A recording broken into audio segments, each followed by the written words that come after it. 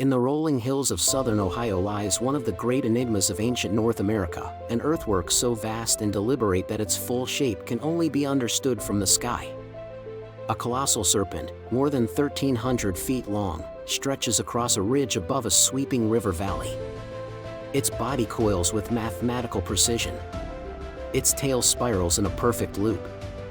And at the far end, its open jaws face the setting sun on the longest day of the year, as if waiting for the light to return each summer.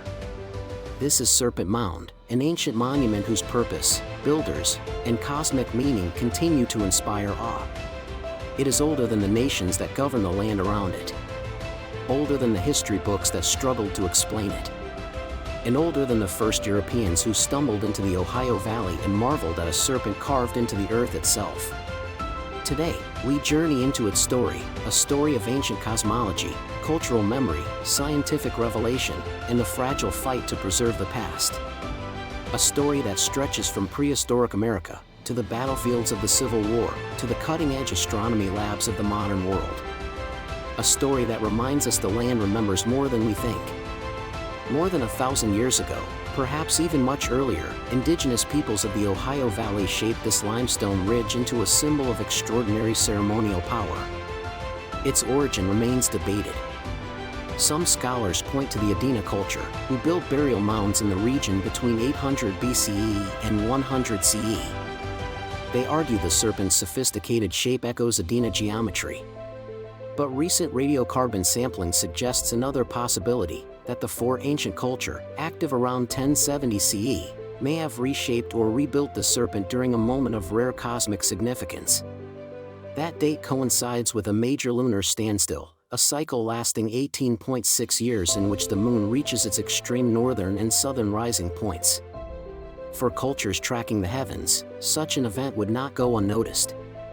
Whoever built Serpent Mound possessed a breathtaking level of environmental and celestial knowledge. This was not a random earthwork. It was a precise instrument. The serpent's head aligns perfectly with the summer solstice sunset. The curves of its body may correspond to the equinoxes and solstices, and to the moon's major and minor standstills. When mapped against the horizon, the coils form a kind of cosmic calendar, using geometry and landscape to track time itself. Even the placement of the mound is striking. It sits on the rim of an ancient meteor impact crater, a landscape already touched by forces from the sky. Whether this location was chosen for symbolic meaning or simply for its natural prominence, it adds another layer to the mystery. Across Native American traditions, the serpent holds deep spiritual meaning. It is a guardian of the underworld, a symbol of transformation, fertility, medicine, and rebirth. It can represent the life-giving force of water, or the bridge between the physical and spiritual worlds. Serpent Mound may have embodied all of these ideas, an earthly creature shaped to mirror the heavens above. By the 1700s, when European settlers first encountered the Ohio Valley, the original builders of Serpent Mound had long since transformed, merged with other cultures, or been displaced entirely. Disease brought by Europeans, forced removals, and widespread conflict severed many ancestral connections. Oral histories that might have explained the mound's origins faded or became fragmented over time. To settlers, the serpent appeared as a puzzle carved into the land. Early surveyors described it in their journals with fascination and confusion. A massive snake uncoiling along a ridge was unlike anything familiar to European eyes. Yet for decades, the site received little protection.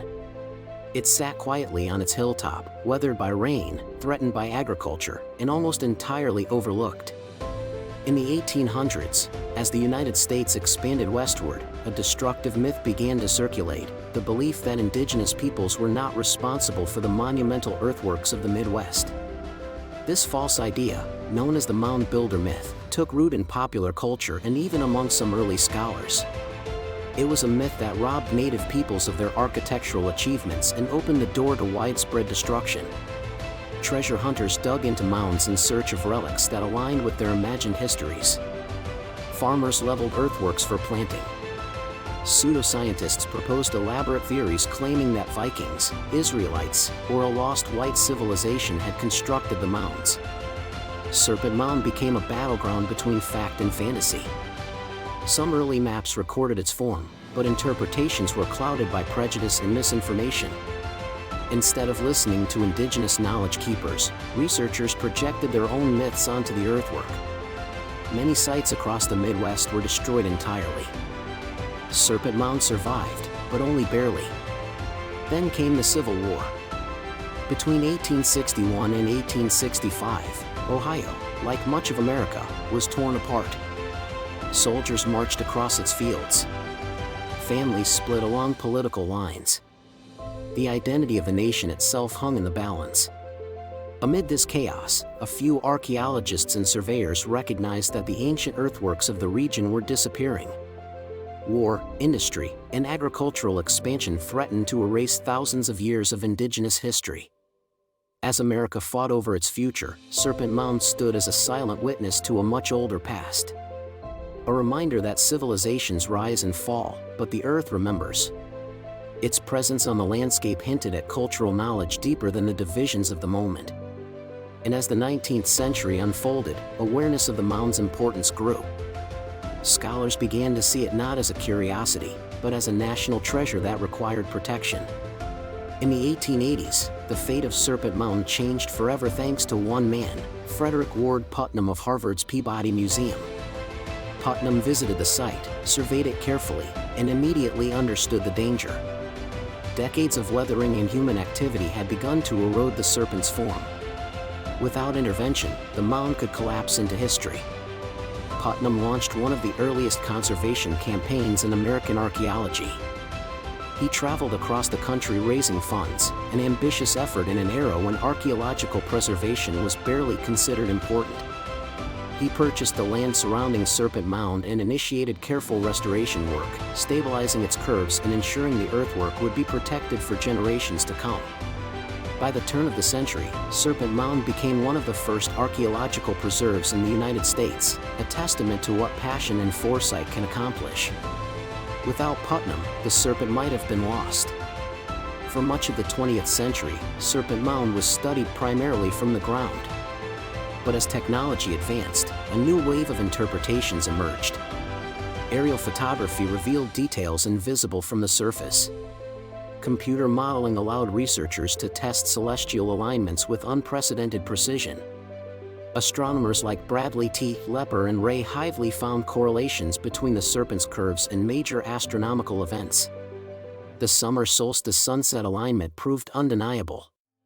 The moon's standstill points matched key sections of the mound. The geometry was too precise, too intentional, to be coincidence. These discoveries supported what indigenous cultures had long asserted, that their ancestors were master observers of the sky, integrating cosmology, ceremony, and landscape into their architecture. Serpent Mound was not simply a sculpture. It was a living calendar, a horizon clock, an earthbound expression of cycles lasting years, decades, even generations. A monument built not just to mark time, but to understand humanity's place within it. Today, Serpent Mound stands at an intersection between ancient knowledge and modern science. Tribal nations play a growing role in interpreting the site and ensuring it is treated with cultural respect. Advanced technologies like LiDAR scanning, soil core analysis, and new radiocarbon techniques continue to refine our understanding of its age and construction. Yet modern pressures persist. Mining proposals have threatened the region. Climate shifts challenge preservation efforts. Debates over interpretation raise important questions about whose voices guide the narrative. For many, Serpent Mound symbolizes resilience. It represents the endurance of indigenous knowledge in a world that too often overlooks or misunderstands it. It is a reminder that ancient America was not a blank canvas awaiting settlement. It was a continent alive with science, astronomy, ceremony, engineering, and sophisticated cultural expression.